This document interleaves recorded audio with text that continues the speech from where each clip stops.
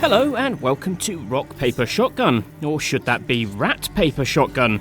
You see, in today's video we're looking at A Plague Tale Innocence and heading back to France in 1348, which was a time when French rats were less known for their outstanding culinary abilities and more commonly associated with the Black Death. Fun! A Plague Tale is a story-driven stealth horror puzzle thing. Its closest relative is The Last of Us or Hellblade, one of those third-person action corridors leading you along a fixed path but making sure you're flanked by cinematic delights every step of the way. In this case, it's swarms of flesh-eating rats on one side and religious zealots on the other, members of the Inquisition who think that murdering our child heroes is the solution to their terrible plague. I've played through the first 2 hours of the game and thought I'd look at what does and doesn't work. Alas, I am limited to pre-supplied B-roll, so can't fully illustrate some of the gorier moments of rat-powered horror. This B-roll is taken from Xbox One rather than PC. The game doesn't look massively different on PC, it has a sharper resolution and a smoother frame rate, but it is worth mentioning. Now it's time to release them rats. History tells us that it wasn't the rats themselves that spread the disease, but the infected fleas that rode the rats like tiny plague interrailers around Europe. I'm not sure A Plague Tale is the positive PR push the rat community was hoping for, however. It presents rats as a supernatural, evil force, a deadly swarm that appears whenever there is no light and can strip bodies down to the bone in seconds. It's not often that I play games and think to myself, good rat physics. But here we are. Technically, we should call them swarm physics. When the ratties emerge, they come in their hundreds, an undulating wave of gnashing teeth and glinting red eyes. The eyes in particular are a horribly effective touch, because as the rats gather in the darkness, the sea of blood-red pupils serves as a very nice visual indicator of how far the vermin throng extends in any room. I'd love to show my own video capture of the rats to show how they flood into rooms like a body of really hairy water. They literally pour from holes in the ceiling like waterfalls, and the way smaller trickles of rats join to form a deeper swamp of hungry pests is genuinely unnerving. You can catch glimpses of the rat effects in the background here, but you really need to see it up close for yourself. I love the way they retreat from the light too. The way they back up and use holes in the scenery to flee to other unlit areas gives the impression that you're dealing with an unstoppable organic force. The only thing that's a bit off is if you manage to pin rats in a place they can't escape. They compact into a tight ball of panicking flesh and then burst into green flames. Perhaps this will be explained in the game, but it looks a bit odd, which is probably why it wasn't shown in this B-roll. I really like the idea of the swarm as a collective force you just can't win against. Wading into the writhing masses is instant death, a horrible body swarming animation that we can't show you, so here's an artist's impression drawn in Microsoft Paint. As a result, rat-infested areas become a giant environmental puzzle as you shepherd kids between lit areas. Sometimes this is as simple as waving this hefty torch, which doesn't burn out and drives away the rats, but you can't climb obstacles with the larger torch, so often have to leave them behind to push forwards. When you don't have a permanent torch, you rely on sticks that quickly burn away, giving you an unseen timer to reach the next area of light. Creeping into the middle of a rat ocean with a stick that is seconds away from sputtering out is about as stressful as the first 2 hours of A Plague Tale gets. Why the rats want to eat the kids when they appear to live in this tunnel made of solid meat is a mystery yet to be explained. Other rooms are more traditionally puzzly, challenging you to light coal burners or using your slingshot to drop chandeliers in murky areas. None of this is rocket science, it's very similar to running between burning barrels to escape the flesh-tearing krill in Gears of War, for example. But I do like the idea of powerless kids having to outthink the swarm and never being able to fully flush it away. Many puzzles also get to show off handsome lighting effects, such as running in the shifting pool of light created by this swinging lantern, or having to keep in step with your little brother while he casts torchlight from his side of the room. These are obviously very fixed solutions about staying in scripted light. I'd be interested to see if the later game brings more dynamic light sources into the challenges. Maybe seeing the spread of fire driving rats around a space, for example. The swarm AI seems nice and reactive, and it would be a shame not to push it a little further than we see in these early tasks. Of course, rats are only one half of the equation. Our child heroes, older sister Amicia and her sickly little brother Hugo, are being hunted by a religious inquisition. These religious nutjobs pin the blame for their current vermin problem on Hugo's mysterious illness, which is obviously madness. The rats are probably there because the students next door left a load of bin bags in their back garden. That's how I got rats in my house anyway. Incidentally, I sorted it out by buying these two furry psychopaths. A much cuter solution than child murder. Humans are a very different threat to the rats, and are avoided with light stealth action. Now, don't get me wrong, Amicia isn't going to give Solid Snake any restless nights. To be fair to her, she is limited in her moves by having to hold the hand of a 5-year-old boy at all times, which actually does sound like the kind of bullshit Kojima would pull. Leave Hugo alone for too long and he'll freak out and draw guards straight to him, though in these early stages there's no obvious reason to ever leave him behind, so I'm still a little confused about how that mechanic is going to come into play.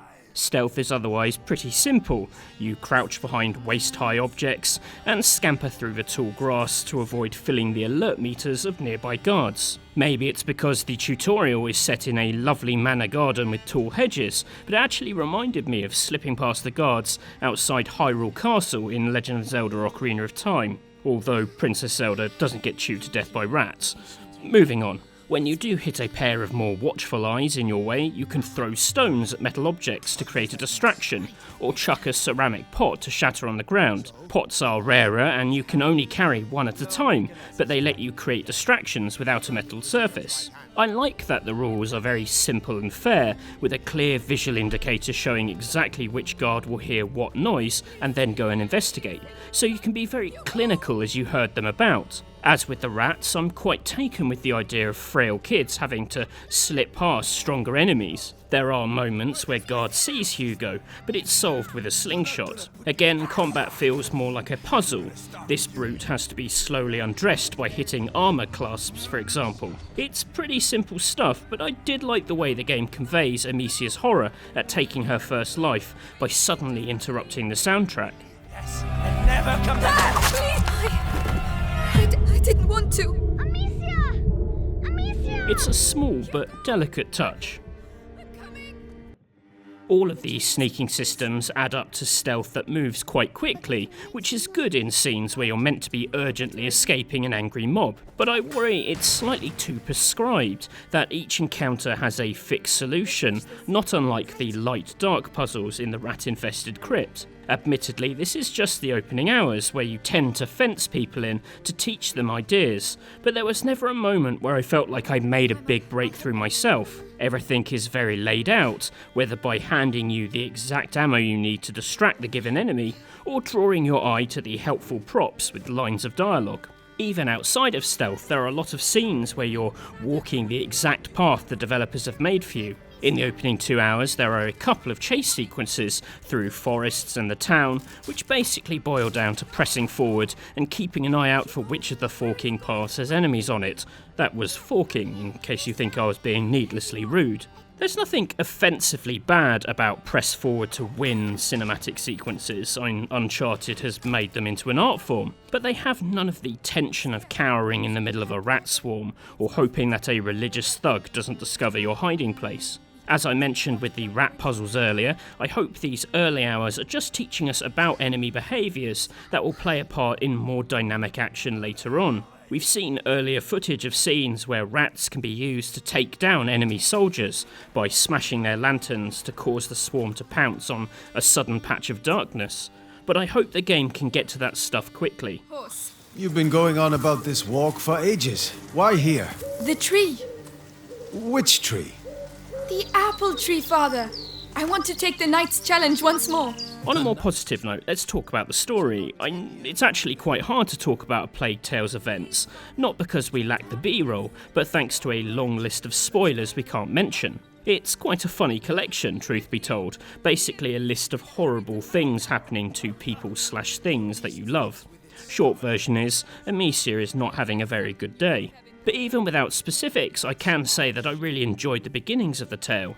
As I've mentioned before, it's one of those very naughty dog experiences, where you're basically walking through interactive cutscenes.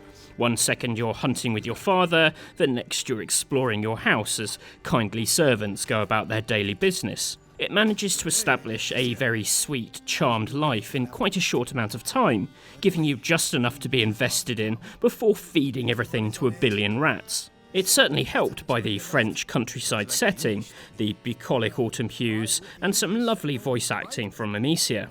Even when all hell does break loose, the game still finds time for little character beats, whether it's Amicia scolding her brother for trying to munch on some rotten fruit. Don't touch them. They're all rotten. But I'm hungry. How can you think of food right now? Or trying to explain the horrors of the plague to her sheltered sibling. Oh, they're not allowed to go outside. It's more serious than that. It means that we could catch their illness, so stop running around. Alright, sorry. The whole game hinges on you investing in the relationship between these two, and the opening hours suggest Asobo have really nailed that family dynamic. When you spend so much of the game with two characters huddled in the middle of the screen, when Hugo does have to leave your side, that absence is keenly felt. There are tangible rewards for exploring the world too. There's a very light upgrade system to improve the deadliness of Amicia's slingshot or increasing your ammo pouch size. Upgrade materials tend to be hidden in more distant corners, so it feels like a sneaky way to force you to pay attention to all those lovely art assets they've made. I do wonder if it's a tad irresponsible to encourage people to pick random shit off the ground during a time of plague.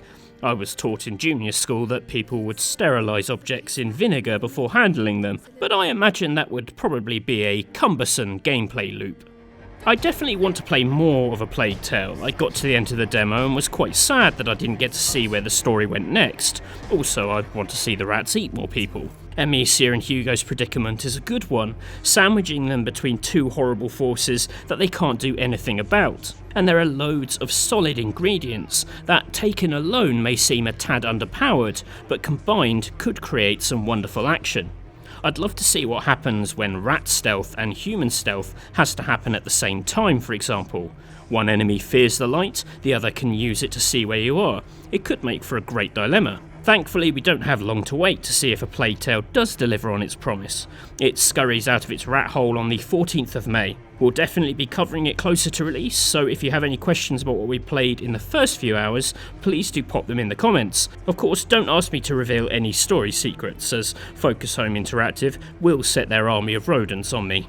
If you enjoyed this video, maybe think about subscribing to Rock Paper Shotgun. We cover everything on PC, from hefty biggies like Metro Exodus, all the way down to odder delights, such as Ape Out. Thanks for watching, and we'll hopefully see you again soon.